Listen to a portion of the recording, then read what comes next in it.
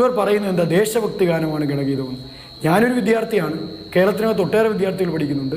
കേരളത്തിനകത്ത് എപ്പോഴാണ് ദേശഭക്തി ഗാനമായി ഈ ഗണഗീതം അംഗീകരിക്കപ്പെട്ടിട്ടുള്ളത്? ഒരു ചളുക്ക് നേതാവ് പ്രശ്നമുള്ളടത്ത് വന്നാലേ നക്കാൻ പറ്റൂ.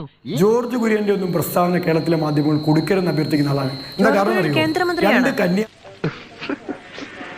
ഇതെന്താണ് യഥാർത്ഥ സംഭവം എന്ന് ജനങ്ങളോട് തുറന്നു പറയാൻ, കേരളത്തിലെ മനുഷ്യരോട് പറയാൻ RSS തന്നെ മടിക്കുന്ന ലജ്ജാവഹമായ കാഴ്ചയാണ് യഥാർത്ഥത്തിൽ നമ്മൾ. അത് എത്ര ലജ്ജാവഹം!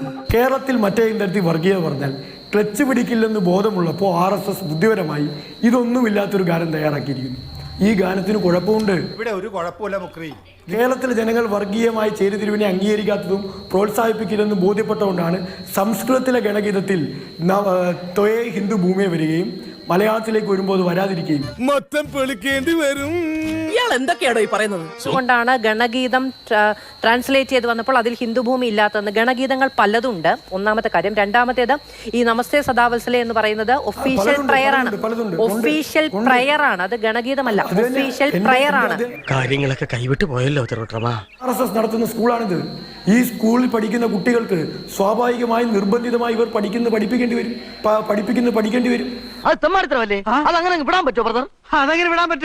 അതിൽ നിർബന്ധിതാവസ്ഥയില്ല. നമ്മൾ ഒരു സ്കൂളിൽ ഒരു കുഞ്ഞിനെ ചേർക്കാൻ പോകുന്ന സമയത്ത് അവരുടെ രാഷ്ട്രീയം എന്താണ്, ഏത് സിലബസ് ആണ്, എന്തൊക്കെയാണ് പഠിപ്പിക്കുന്നത് എന്ന് അടക്കമുള്ള കാര്യങ്ങൾ പരിശോധിച്ച ശേഷമാണ് രക്ഷിതാക്കൾ അവിടേക്ക് കൊണ്ടുപോവുക. അത് പഠിക്കാൻ താല്പര്യമുള്ളവരാണ് അവിടെ പഠിക്കുന്നത്. അതിന് നിയമപരമായ പരിരക്ഷയുമുണ്ട്. മൂപ്പർക്ക് വിവരമില്ലാത്തോണ്ടല്ലേ, ഒന്ന് ക്ഷമിച്ചാളാ.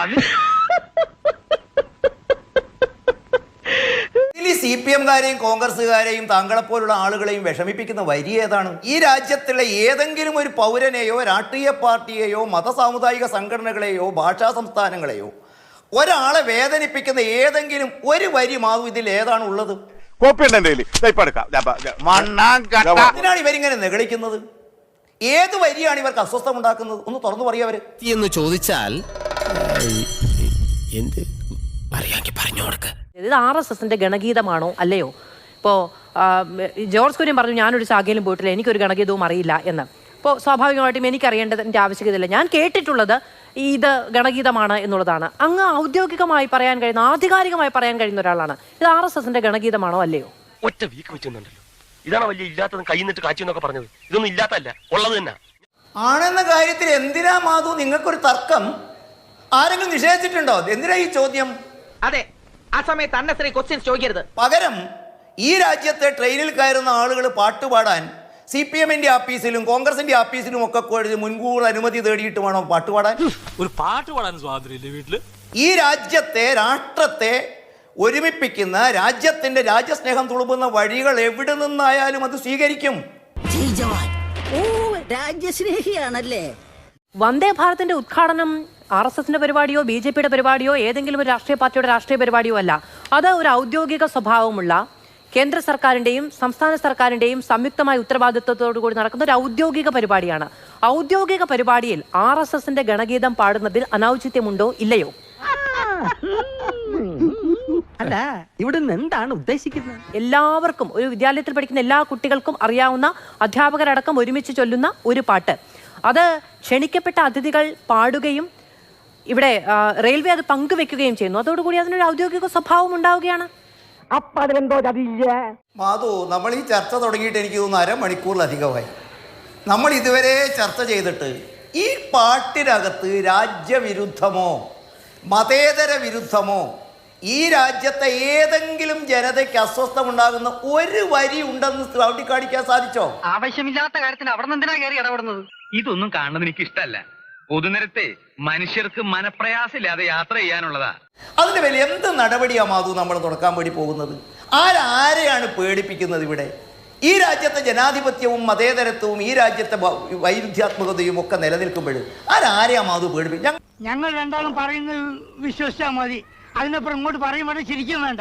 CPM-ന്റെ പ്രതി പറഞ്ഞു ഞങ്ങൾ ഈ ജനങ്ങളോട് പറയുകയാണ്. സാർ, ആണ് നമ്മളൊക്കെ ഈ രാജ്യത്തെ ജനങ്ങളോട് ഈ സത്യം തുറന്നു പറയുകയായിരുന്നു. ഞങ്ങളുടെ ഗുണങ്ങൾ ഞങ്ങൾ പറഞ്ഞപ്പോൾ ഞങ്ങളുടെ ദോഷങ്ങൾ നിങ്ങൾ തുറന്നു പറഞ്ഞു. ഓർക്കുന്നുണ്ടോ? ചെങ്കോട്ടയിൽ ചെങ്കൊടി മാറ്റാൻ പോയ ഇന്ത്യ രാജ്യത്തെ ആദ്യത്തെ പ്രതിപക്ഷ നേതാവിന് നേതൃത്വം കൊടുത്ത പാർട്ടി 26 കൊല്ലം ബംഗാളും 36 കൊല്ലം ബംഗാളും 24 കൊല്ലം ത്രിപുരയും ഭരിച്ച പാർട്ടി. കേരളത്തിൽ ഒറ്റയ്ക്ക് അധികാരത്തിൽ വന്ന പാർട്ടി നിങ്ങൾ എവിടെ കിടക്കുന്നു മിസ്റ്റർ CPM പ്രതിനിധി? അതും ശരിയാ. കാലം മാറി സഖാവേ, തൊട്ടതിനും പിടിച്ചതിനുമെല്ലാം ഇങ്ങനെ തടസ്സം നിൽക്കുന്നതാ കേരളത്തിലെ നമ്മുടെ പാർട്ടിയുടെ ശാപം. BJPയെ കുറിച്ച് നിങ്ങളെല്ലാം ഈ കേരളത്തിലെ മാധ്യമങ്ങൾ, ഇന്ത്യ രാജ്യത്തുള്ള രാഷ്ട്രീയ പാർട്ടികളെല്ലാം നിങ്ങൾക്ക് കഴിയാവുന്ന തരത്തിലൊക്കെ പ്രചരിപ്പിച്ചില്ലേ ഈ വസ്തുതകൾ? എന്നോട് അയാൾക്ക് പരമ പുച്ഛമാ. ഞാൻ ഇതൊന്നും മൈൻഡ് ചെയ്യാറില്ലേ സാറേ. നമ്മൾ വിശ്വസിക്കുന്നത് മാധു ജനാധിപത്യത്തിലല്ലേ? ഇവർ ജനങ്ങളുടെ മുമ്പാകെ തുറന്നു പറഞ്ഞു, അവർ എഡ്യൂക്കേറ്റ് ചെയ്തു. ചില്ലറക്കാരൊന്നും അല്ല. 2 സീറ്റ് മാത്രമുള്ള പാർട്ടി, ഒറ്റയ്ക്ക് ശക്തിയില്ലാത്ത പാർട്ടി. ഈ പാർട്ടിയെ ചർവണം നടത്തി നിങ്ങളൊക്കെ. ഒരു പൊതുപ്രവർത്തകനും യൂണിയൻ ലീഡറും എന്ന നിലയ്ക്ക് ഇതുപോലുള്ള പലതും കണ്ടില്ല കേട്ടില്ല നടിക്കേണ്ടി വരും. ഒരു പത്രപ്രസ്താവന പോലും നടത്താത്ത RSSനെ അധിക്ഷേപിക്കാത്ത മാധ്യമ ചർച്ച കേരളത്തിൽ നടക്കാറുണ്ടോ? ഇന്ത്യ രാജ്യത്ത് ഏതെങ്കിലും രാഷ്ട്രീയ നേതാവ് RSSനെ പൊലഭ്യം പറയാത്ത ഒരു പ്രസംഗം നിങ്ങൾക്ക് കേൾക്കാറുണ്ടോ? ഈ പാർട്ടിക്കാരെയും ഭരണക്കാരെയും നേതാക്കന്മാരെയൊക്കെ ഞങ്ങൾ എത്ര കണ്ടതാ. മാധു, എനിക്ക് മനസ്സിലാവാത്തത്, ഞാൻ പറയുന്നത് കോൺഗ്രസ്സുകാരനെ പ്രതിനിധിയോ CPM പ്രതിനിധിക്കോ പൊള്ളുന്ന എനിക്ക് മനസ്സിലാക്കും. മാധു നിഷ്പക്ഷ ആങ്കർ അല്ലേ? അല്ല, ഞാനൊരു ചോദ്യം ചോദിച്ചപ്പോ അങ്ങേക്ക് എന്തിനാണ് പൊള്ളിയത്? ഞാൻ എന്തെങ്കിലും കുറ്റം പറഞ്ഞു? എന്ത് കാര്യത്തിനാണിത്? ഒരു പേരിൽ ഞാനൊന്ന് ചോദിച്ചെന്നേ ഉള്ളൂ. അതിന്റെ പേരിൽ അറിവില്ലാത്തവളാകാൻ ഞാൻ തയ്യാറാണ്. ഞാൻ ചോദിച്ചു എന്നേ ഉള്ളൂ. മാധുവിന് ഇതൊക്കെ അറിയാം. മാധുവിന് കൃത്യമായിട്ട് ഇതൊക്കെ അറിയാം. പക്ഷേ മാധുവിന് അത് പറയാൻ ഇങ്ങനെ പറയേണ്ടി വരുന്നത് മാധുവിന്റെ ആ ഇരിക്കുന്ന കസേരയുടെ പ്രത്യേകതയോ നിങ്ങളെ ഏൽപ്പിച്ച ദൗത്യവുമാവാം. ഇവിടുത്തെ ചോറടാ, ഇവിടത്തെ കപ്പിത്തന്മാരാരെയും നാട്ടിക്കണ്ടാ, എനിക്ക് സൈക്കിളടാ. വിഷയം ചർച്ചയ്ക്കെടുക്കാൻ കഴിയുന്നു, അങ്ങയോട് ചോദിക്കാനും കഴിയുന്നതാണ് ഈ കസേരയുടെ മഹത്വം. അതാ ഞാൻ പറഞ്ഞേ, ഞാൻ താങ്കോട് ഇത്രയേ ചോദിച്ചിട്ടുള്ളൂ. ഇവരെ ഈ പറയുമ്പോൾ ഈ RSSനെ തെരഞ്ഞെടുത്ത അല്ലെങ്കിൽ ഈ BJPയെ തെരഞ്ഞെടുത്ത ഇന്ത്യ രാജ്യ ജനങ്ങൾ മണ്ടന്മാരാണോ? രാമത്തിന്റെ പൾസറിഞ്ഞാൻ അവൻ കളിച്ചലോടെ സോലേ. ഇവർ കോൺഗ്രസിനെ തെരഞ്ഞെടുപ്പാർ ബുദ്ധിയുള്ളവരും ഇവരെയൊക്കെ കാലത്തിന്റെ ചവറ്റുകൊട്ടയിലേക്ക് വലിച്ചെറിയുമ്പോഴും നമ്മൾ ഒരു കാര്യം സമ്മതിക്കേണ്ട മാധു, ജനാധിപത്യത്തിന്റെ കരുത്ത് എന്ന് പറയുന്ന തെരഞ്ഞെടുപ്പിനുള്ള സ്വാതന്ത്ര്യമല്ലേ? അത് മികച്ചതാണെങ്കിൽ ജനം സ്വീകരിക്കൂന്നേ. ചേട്ടൻ എന്നെ കുറിച്ച് നാട്ടിലൊന്ന് അന്വേഷിച്ചു നോക്ക്. ഒരു ഇലക്ഷൻ നിന്നാ പുഷ്പം പോലെ ജയിച്ചു പോരും. അത്രയ്ക്ക് നല്ല പേരാ എനിക്കവിടെ. ഈ BJPയും ഈ RSSും ഒക്കെ പൊട്ടയും ജനവിരുദ്ധവും ജനങ്ങൾക്ക് ദ്രോഹവും ചെയ്യുന്നതാണെങ്കിൽ ജനം തന്നെ അവരെ കാലത്തിന്റെ ചവറ്റുകൊട്ടയിലേക്ക് വലിച്ചെറിയും. അടിയന്തരാവസ്ഥയിൽ പാഠം പഠിപ്പിച്ച ജനാധിപത്യം ഇന്ത്യ രാജ്യത്ത് നിലവിലുണ്ടായിരുന്നില്ലേ മാധു? CPMന്റെ മൃഗീയമായ ബംഗാളും ത്രിപുരയും അവർക്ക് വേദന അനുഭവിച്ചപ്പോഴും ചവറ്റുകൊട്ടയിലേക്ക് വലിച്ചെറിഞ്ഞില്ലേ? ഒറ്റയ്ക്ക് അധികാരം കൊടുത്ത കേരളത്തിൽ ഇപ്പൊ പറയുന്ന ചില ആളുകൾ മാത്രമല്ല, CPM RSS സിലബസ് ആക്കി പാർട്ടി ക്ലാസ്സിൽ പഠിപ്പിക്കുന്നു. ഞങ്ങൾ വളരുന്നു, ഞങ്ങൾക്ക് അഭിമാനം തോന്നുന്നു മാധു. CPMന്റെ ഇവിടെ വന്ന പ്രതിനിധി RSSനെ കുറിച്ച് പഠിച്ചു തുടങ്ങിയിട്ടേ ഉള്ളൂ. ശരി, നിനക്കൊക്കെ തമാശ കളിക്കാനുള്ള ഒരു കുട്ടിയാണ് ഞാനെന്ന് കരുതിയോ? ഭരിക്കുന്ന കക്ഷിയിലെ പ്രമുഖനായ ഒരു പ്രവർത്തകനാണ് ഞാൻ. 24 അവേഴ്സിനുള്ളിൽ ആരെ വേണമെങ്കിൽ പിടിച്ചകത്തിടാനുള്ള സ്വാധീനം KRPക്ക് പാർട്ടിയിലുണ്ടെന്നുള്ള കാര്യം നിനക്കറിയാലോ? നിലത്ത് നിൽക്കടാ ചക്ക. കാലം കുറെ ആയി കണ്ണമ്മേനോ ഈ വടിക്കൽ തുടങ്ങിയിട്ട്.